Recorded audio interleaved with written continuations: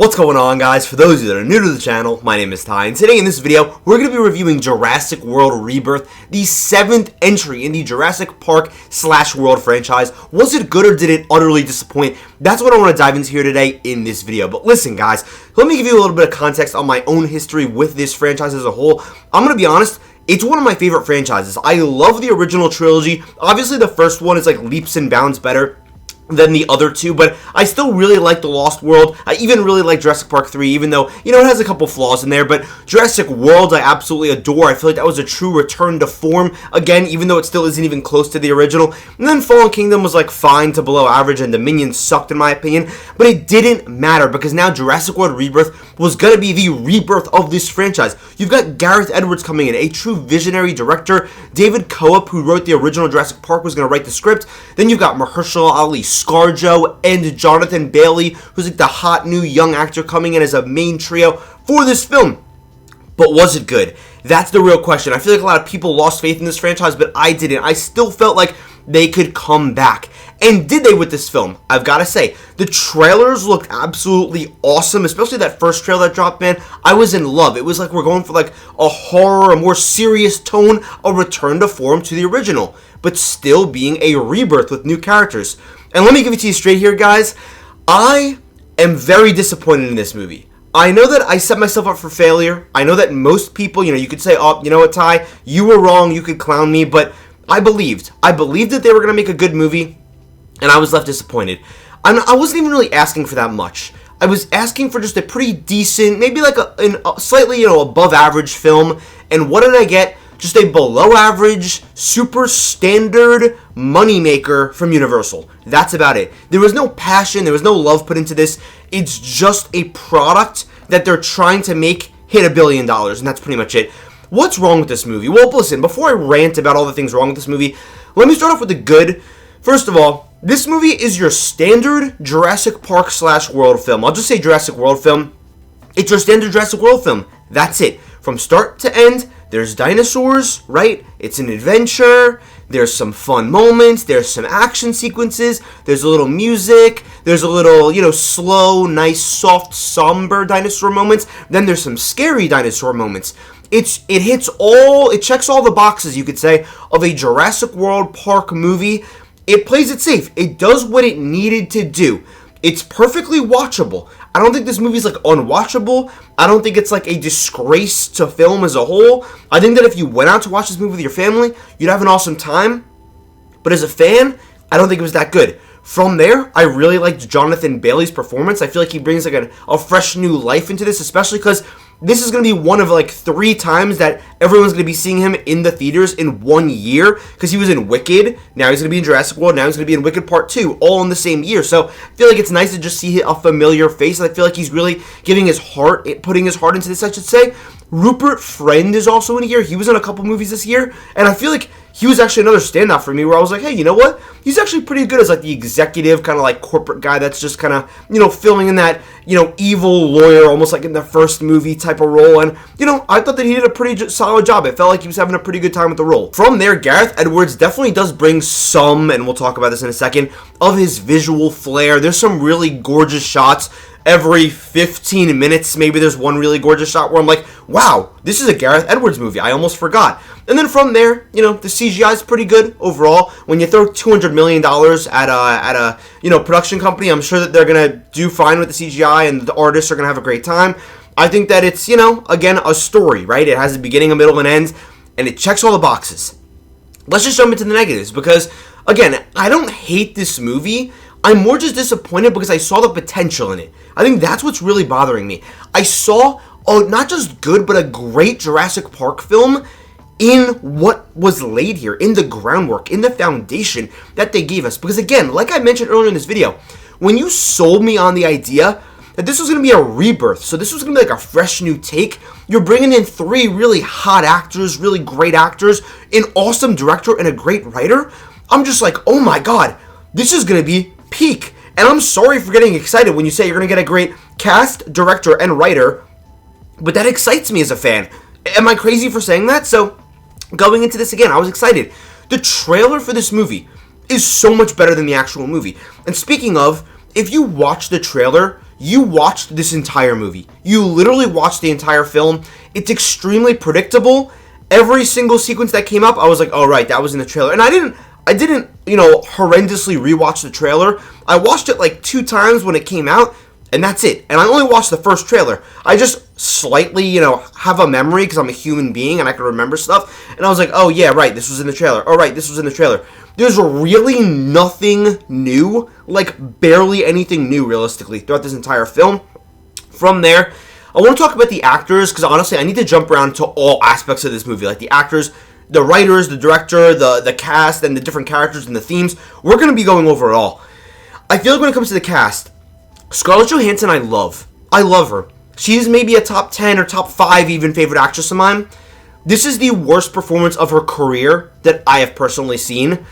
It's almost like, and I never doubt her acting ability, and no disrespect to her, because again, I love her. It's like she's playing a lobotomized Black Widow. She's a mercenary, right? She's a merc. She's going around, right? She's kind of tough. She's got a little bit of like charm, a little sarcasm to her. But there's just moments where it's almost like she's just zoning out, and her character is just saying like the most basic dialogue. And I'm just like, oh my god, it's like they literally lobotomized her character Black Widow from the Marvel Cinematic Universe.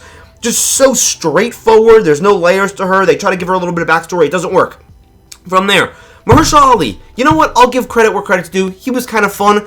You could still tell he's kind of phoning it in a little bit, but he's still got that swagger to him. He's got that charm. He's got like that Uncle Aaron energy, like from Into the Spider-Verse that he kind of brings. And I think that's still pretty cool in that sense. But still, he's 51 years old. There's some scenes where he's running away from dinosaurs, and I'm like, you could tell he's a little bit up there in age. I don't mean to sound like that, but it's just, obviously they CGI the dinosaurs in, but I was like, ugh, that looks a little bit rough. And from there, this is kind of like where we'll get into the plot of things, I guess you could say. There is the mercenary team, right, that has a mission to do. There's also a family here. There's a family that kind of gets lost. So what we're doing here with this film is we're combining the Lost World, the Jurassic Park film, the plot of that, where we're sending a team to an island to complete a mission, and Jurassic Park 3, when a family gets stranded on an island, and we're literally just combining them into one group, and we're saying, go ahead. This family, the only person that I was rooting for not to die is the child. Why? Just on the basic moral principle that it is a child. So, of course, I wouldn't want to see a child die. There's like a teenage girl in here. She's literally the most whatever character in the world. There's the dad. I feel like he's kind of incompetent as a father. He shows a little bit of affection. I don't blame the actor, though. He did a good job. And then there's this boyfriend character. He's kind of like the boyfriend that like hijacked the family trip. And, the girl, the teenage girl's kind of like a rebel. So it was supposed to be like a family trip, but she brought the boyfriend along, right? This boyfriend character is probably the worst character in the entire franchise. Besides maybe Justice Smith's character from Fallen Kingdom, where he was just screaming every 2 seconds and it was supposed to be like funny, but it wasn't. He's the worst character in the franchise. He's saying so many things, and I understand that some people are unlikable, to a point where I was rooting and begging for his character to just get eaten by a dinosaur. Like, begging. Insufferable line after insufferable line. Like, there was no redemptive arc. Like, there will be a point where maybe he'll like save somebody, then he'll immediately just say something annoying again. And you're like, oh my god, you are just the worst human being I've ever seen in my life. Like, it kind of like it like defies the laws of like human social interaction, where he is just constantly, with no thought, saying the stupidest line after the stupidest line after the stupidest line for 2 hours. And maybe in the last 30 minutes of the movie he stops talking, kind of, because he kind of gets sidelined a little bit for like the mercenary team. But it's truly awful. The chemistry, I don't think, is there. And then from there, the dialogue in this movie, it doesn't get more basic than this dialogue. The only good dialogue scenes are when Jonathan Bailey's character is talking, because he's more of like the nerd, the museum guy. He brings up like a couple good, interesting points where I was like, that's actually kind of interesting. I actually like what he just said. That's kind of thought-provoking. And speaking of the dialogue, there is like a theme kind of running throughout this movie. It shows up about like a third into the film, then you kind of see like where it's going. About how, we should kind of bring power to the people. We shouldn't let, like, corporations control us. And, it's very shallow. It's very basic. It's very in your face, even though they only bring it up, like, a couple times. And the theme is more centered around Scarlett Johansson's character and Jonathan Bailey's character. But my issue with that, and my issue about going against the big corporations, is that this movie in and of itself is basically what they're going against in the film. This is the 7th Jurassic Park movie that was made with no love and no other intention other than making $1 billion. That's their goal at the end of the day. They want to make as much money as they can. So this whole thing is like, yeah, power to the people, right? We're going to go against corporations. And, you know, I don't want to, like, spoil the film or the plot because even though the trailer tells you the whole movie, but still, I'll leave that for the movie. But it's like, yeah, you know, screw the corporations or whatever. Meanwhile, this is made by a corporation, this movie, and it's just trying to make money. And every movie tries to make money, but I just mean that this film was just such an obvious cash grab because there was clearly, again, like no love put into this film. Let's just move on, though, before I get even more angry. I think this film kind of drags. I think that there's just action sequences, but then these conversations are just so dull because the dialogue is very boring, and again, it's just that these conversations between characters, there's just no flow, and I just don't care about their backgrounds. Something else I need to mention, this movie, especially like the first act, is not competently made whatsoever. The editing is like really, really rough to a point where it's like noticeable, and I was like, ugh, this just does not look that good. It doesn't flow nicely. The scenes are kind of chopped together in a weird way. Another thing too, the dinosaur kills are just not really all that great. There's some, like, there's like a lower kill count in this film, but most of them happen almost like off screen, and that has happened in the franchise before, but when you're giving me such a low kill count, you know, show me something a little exciting. It's just kind of like, you know, something's happening a little off screen or something's happening just to happen rather than actually something exciting.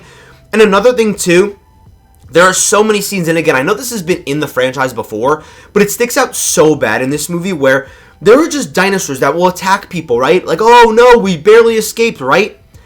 And then it feels like the dinosaurs back up and just give them a second to breathe. Let them get their stuff together. Like, hey, are you guys okay? Okay, let me know when you guys are ready. Then I'll come attack you again. There's one example of this in the beginning of the movie when characters get to a beach, and I'm not going to say anything about it. If you see the film, you know what I mean. They get onto a beach, and the dinosaurs just like stop attacking them for some reason. Then, after a couple minutes, they go back and attack them again. And I'm like, what are they waiting for? What is this just that our characters don't get wiped out in 2 seconds? What's going on? What I love about even a movie like The Lost World and even Jurassic Park 3, there is always this looming sense of danger at every corner. I feel like what this movie fails to do as well is just immerse you in this world, and that's another huge issue. It doesn't feel like it's really like you're in the middle of the woods, you have no idea what's going on. It feels more like, okay, we're going to set up an action piece rather than just flow into it naturally. There are so many like random jump scares and stuff in The Lost World and Jurassic Park 3. I'm just bringing those up because they're a bit more freeform rather than the first Jurassic Park movie where I feel like, you know, people are at least like in buildings and stuff, but they're in the middle of the jungle and it's horrifying. Another thing too, like speaking of the middle of the jungle, and I really am nitpicking here, but seriously, I just felt myself not being immersed in this, on this island, I guess you could say. No one looks dirty. I feel like you could tell that they're on sets, even though I know that they did travel stuff, but it's just one of these things where I feel like the world building isn't that great, and on top of that, they don't really expand the lore that much in here. Like, sure, now there's mutated dinosaurs on this island, but one thing that also intrigues me is that, and this was said in the trailers, most of the dinosaurs now, according to this film's lore, around the world have basically died out. Like, they can't survive on Earth. So there's only a few dinosaurs near the equator, which makes sense. It's hot, you know, on some islands or whatever. But now I'm thinking, if they want to make Jurassic World 8, what are they doing? I feel like with this movie, they kind of just wrote themselves into a corner where it's like, most of the dinosaurs on the planet have died. But like, now what? If most of them have died, where are we going with the next film? And I don't care about the next sequel at this point because this movie obviously just burnt me out. I mean, clearly, but it's just one of these things where I'm like, what's going on here? Is this like our end game? Is this the final Jurassic Park movie? It's going to be one where all the dinosaurs are mostly dead and we just threw random characters on an island for like one last cash grab and that was it? Speaking of cash grab, there is one more thing I need to bring up before we wrap this up. They attempt to do something that is such an unforgivable, in my opinion, cinema sin that I literally can never get over. They try to go the Baby Yoda route by introducing a marketable character, and what this character is, it's like a little baby Triceratops that follows around the family for no reason. Adds nothing to the plot, Doesn't really do anything with the characters. Maybe makes the kid feel a little bit more comfortable, but her family's there, so I don't know why they couldn't comfort her. And it's so clearly just to sell toys and just to get an aww out of the audience. That's it. It's like Baby Yoda. It's like Stitch is a good character, but it's like a Stitch type of thing where it's like, let's sell a cute little thing. It's like Baby Groot. Baby Groot's a good character, but I'm just saying, it's like a marketable character in the movie. And all I was thinking about is, oh my god, this character's in the movie just to sell toys. It serves no purpose. It's just there to get an aw out of the audience. My brother in Christ, we are so cooked. This franchise, and again, this is the thing. Now that you've had a great cast, a great director, and a great writer, I don't even know what you do from here. What are you going to do with Jurassic Park 8 that's going to wow me? Because you had all the potential in the world. You had the tools, and you made nothing. You gave me nothing as a fan. And again, I didn't even really hate this movie. It's more so just the fact that I saw the potential for not even just a good film, but a great one. And someone that I do partially blame, even though I know that, sure, Universal had like their mandates and stuff, is Gareth Edwards, the director. Gareth Edwards is somebody that I've been waiting for him to just crack the code, because the first Godzilla movie is pretty good, right? Rogue One is one of my favorite science fiction films ever. And his visual style, I think that he makes some of the best looking movies put to the screen this century. Seriously. Even The Creator from 2 years ago, maybe it wasn't the best film in the world, but it was probably the most beautiful film of that year, like one of the most beautiful films. So I was like, wow, he's going to bring the visuals, David Culp's going to bring the script, the cast is going to bring in the good writing, or the good acting, I guess you could say, and we're going to do something special here. And I got nothing out of it. This movie does not look that good. Sure, it looks decent at best, but it just doesn't do anything for me. It's so shallow, and you know what's funny to me, and I'm just going to bring this up for like the fans that like really love these movies. I actually think I like Fallen Kingdom better than this movie. Because at least it went for something, it was competently made, it was following up the character arcs of, or at least, similar characters that we've been following from the first Jurassic World film that I really like, and it tried to do something kind of cool, there's some like unique scenes in it, but this movie is literally just like, let's combine Lost World and Jurassic Park 3 and just pump out a 7th film to make money. And again, I don't need to say this again, every film ever is made to make money, but this is so obviously just made literally with no love. And it's a goddamn shame, and I don't know where to go from here. What am I going to settle with, though, with my score? Settle on, I guess you could say, with my score for this movie. The thing is, I don't even really want to give it that bad of a score. Because, again, I don't think it's that bad of a movie. It's watchable. I think that families are going to eat this up. Families are going to go to this movie and eat it up. Even though it has an anticlimactic ending. Even though it has really not that much going on in between the little dinosaur sequences. I feel like there was potential here, and they just dropped the ball. I'm going to give this movie 2.5 out of 5. I know that I just rambled like this was a half-star film. But again, it's not super offensive, but I see the potential for a 4-star film in this movie. Maybe even 4.5 if you really want to go crazy, but I'll tame myself. I'll temper my expectations. A 4-star movie, I see it in here. But they weren't able to capitalize on this. And I was close to giving this movie 2 stars. The only reason I'm realistically giving it 2.5 is because I love this franchise. I really think this movie is that rough. But listen, guys, let me know what you guys thought about Jurassic World Rebirth. I hope you guys enjoyed my rant. There's probably more that I'm forgetting about this movie. But man, this is just not a well-made film at all. It doesn't flow. There's no love in here. It doesn't feel like a Jurassic Park or Jurassic World movie. I'd even argue that Dominion and Fallen Kingdom feel at least more like a Jurassic World or Park movie than this one does. Maybe that's just because there's new characters, but when they play the music, that Jurassic Park music, I just felt nothing. And that told me enough. Thank you guys so much for watching this video. I love you guys, and I'll see you in the next video.